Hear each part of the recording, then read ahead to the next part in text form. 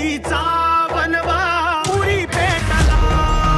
सुरूच ठेवला तरी कंपनी हा कारखाना अहो सगळंच गोत्यात येईल आणि आपणच आपल्या पोटावर लाथ मारून घेऊ.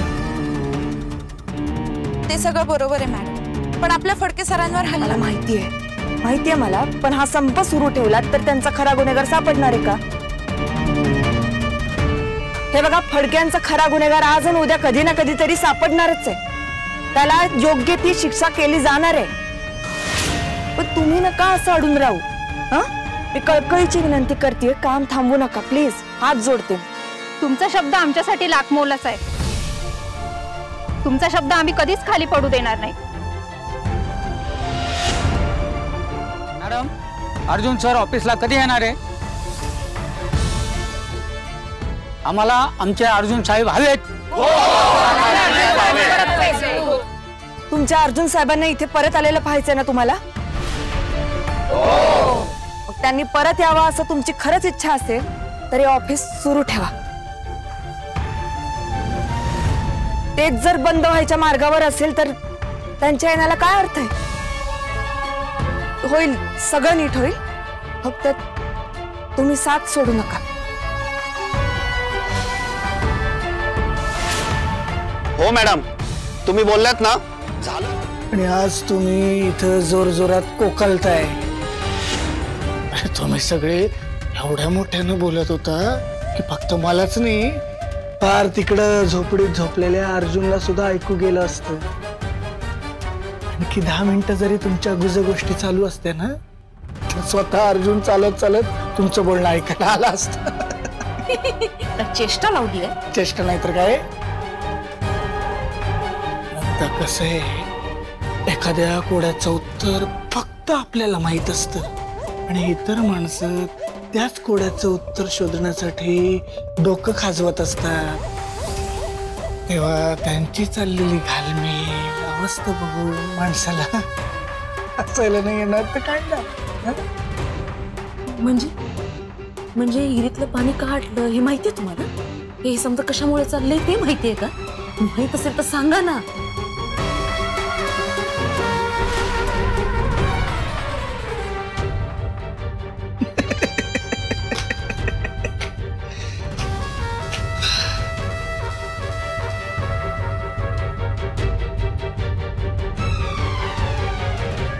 यांच्या हातीला नक्कीच काही ना काहीतरी लागलं म्हणून एवढा माज करतात.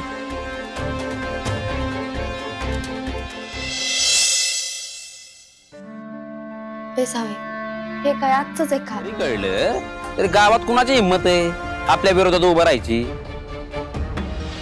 आणि जरी कुणी उभं राहिलं तरी त्याला कसा आढावा करायचा आपल्याला चांगला माहिती. नाही नाही नाही नाही नाही, आता ते तसले उद्योग नकोय. निस्तरता नाकी नऊ येतं बाबा. आणि त्या गोष्टीवरून जर अर्जुनला कळलं आणि त्याने जर परत फॉर्म भरला मग काय करायचं? नाही भाऊजी, मामांचा मुद्दा करेक्ट आहे. बघा बलराम, बिनविरोध बॉडी तयार करायची, सत्यता आणायची, बस. त्यासाठी काय करावं लागेल? तेच ना, तोच विचार करतोय, पण काहीच सुचू नाही राहिलं मला. एक मार्ग आहे ज्यानं हे सगळं सहज शक्य होईल.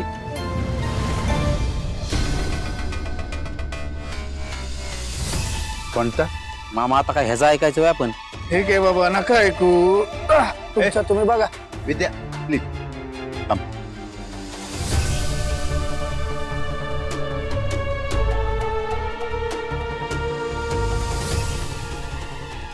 ते जाऊ दे, बोल. एक काम करा, तो जो कोणी निवडणूक अधिकारी आहे त्याचा शोध घ्या आणि त्याला आपल्या ऑफिसमध्ये बोलवा आणि असं दाखवा की आपल्याला कुणाचाच विरोध नाहीये. म्हणजे लागला तू पण त्या दादासारखं भाषण ठोकायला. कुणी येऊन मला अक्का शिकवायची नाही काय? अरे बाबा, अख्खा गाव आहे त्याच्या माग. जनतेचा कौल सगळ्यात महत्वाचा असतो, माहितीये का? असू दे ना, अख्खी जनता त्याच्या मागे येऊन उभी राहू दे, नाही तर पुढे येऊन उभी राहू दे, काय फरक पडतो? वहिनी मला सांगा, इलेक्शन कुठं होणार आहे? आपल्या साखर कारखान्यात ना. बघून घेऊ ना काय करायचं ते. सांग ग याला. अरे बाबा, तलवारीच्या धाकावर माणूस फक्त घाबरू शकतो, आपला नाही होऊ शकत. नुसती गुंडगिरी नाही चालत प्रत्येक वेळेस. हे नंतर सांग. हे बघा, आम्हाला मामांचं म्हणणं पटतंय बरं का. गवाकडं तिकडं पाऊल टाकून चालणार नाहीये भाऊजी. काही झालं तरी कारखाना आपल्या जवळच राहिला पाहिजे.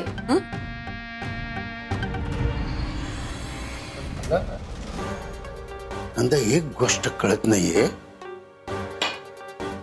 मला. सांग,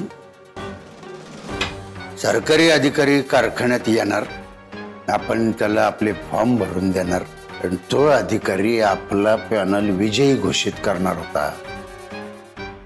हे आपल्यामध्येच ठरलं होतं आणि कारखान्यातच ठरलं होतं. तर मग ही गोष्ट त्या सावीला कशी काय कळली?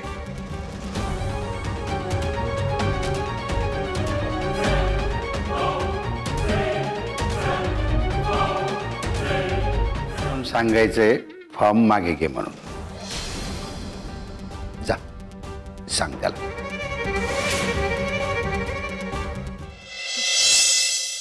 सर, प्रचाराची तयारी करणं गरजेचं आहे. लवकरात लवकर तारीख आणि वेळ फिक्स करून शुभारंभ करूया. हे किती वेळ सांगितलं तुम्हाला, मला नाही लढवायची आहे निवड. अहो सर, तुम्ही असं बोललं तर कसं चालेल? तुमच्यावरती विश्वास ठेवणाऱ्या त्या शेतकऱ्यांनी, त्या कामगारांनी कोणाकडे बघायचं?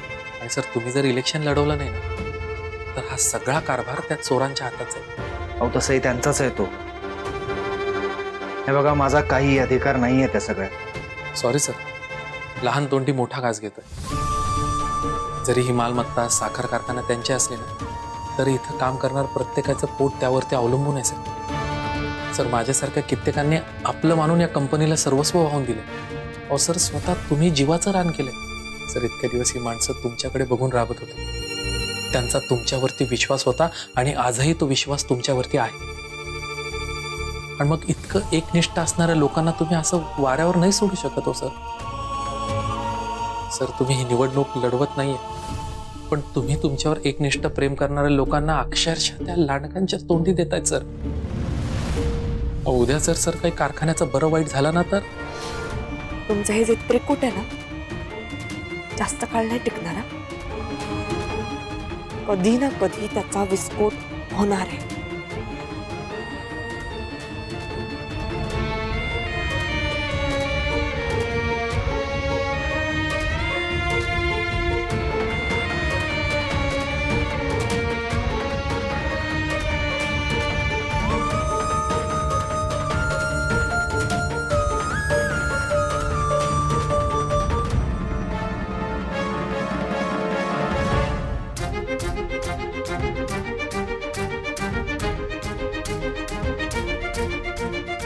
अर्जुन,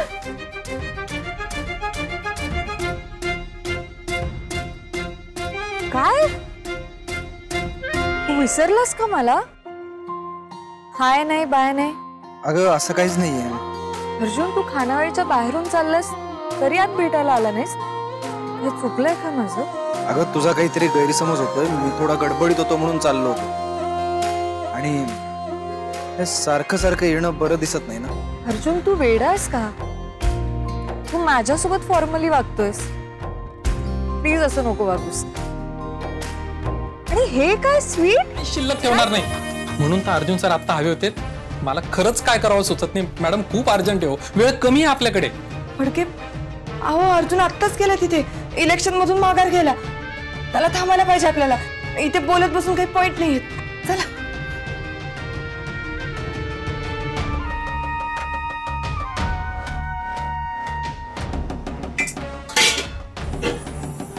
चला चला चला.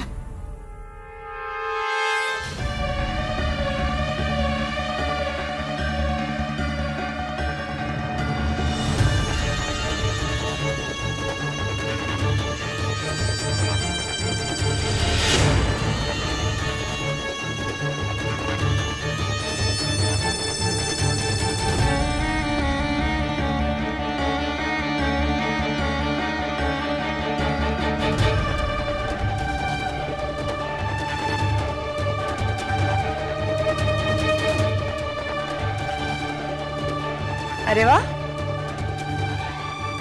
छान. फडके, मी छान दिसते ना? म्हणजे नेहमी सारखीच दिसते ना?